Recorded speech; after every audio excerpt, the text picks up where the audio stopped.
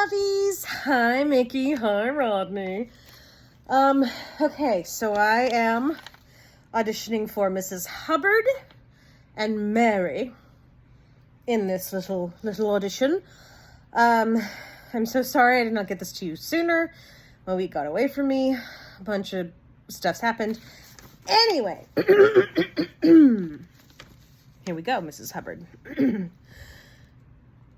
Mrs. Helen Caroline Peabody Wolfson Van Pelt Hubbard, if you please, from the beautiful Garden State of Minnesota. Mr. Peabody, my first husband, was a very good soul, but poor man had no talent for longevity, and I shouldn't say poor, because he did very nicely for himself. Thank you very much. My second husband was a Mr. Wolfson, whom I loved dearly, but he loved a lot of other women, so I traded up and got a Van Pelt. But I caught him in bed with that redhead from the Waldorf who does his nails. Then at last, I found Mr. Hubbard, and I call him my little white knight, from saving me from a life of bridge games and watery cocktails at the Minneapolis Country Club. All right, here's Mary. I only caught a glimpse of him. He was in a kind of uniform, but I may have imagined it. I woke up this morning feeling disorientated.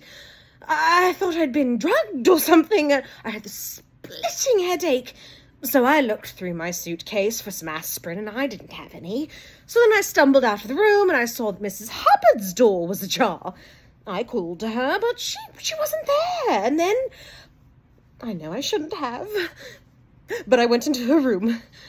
My head was splitting open by this time. I wasn't thinking straight, so I looked for some aspirin in Mrs. Hubbard's makeup bag, and there was this knife. And it was covered in blood. I was frightened when I saw the knife. I must have backed into Mr. Ratchet's room, and then I turned and I saw the body on the bed with all the blood and the wounds, and I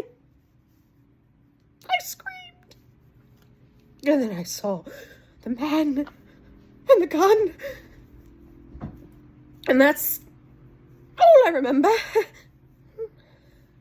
Anyway, thank you guys. I love you both so much. Anyway, yeah, I love you.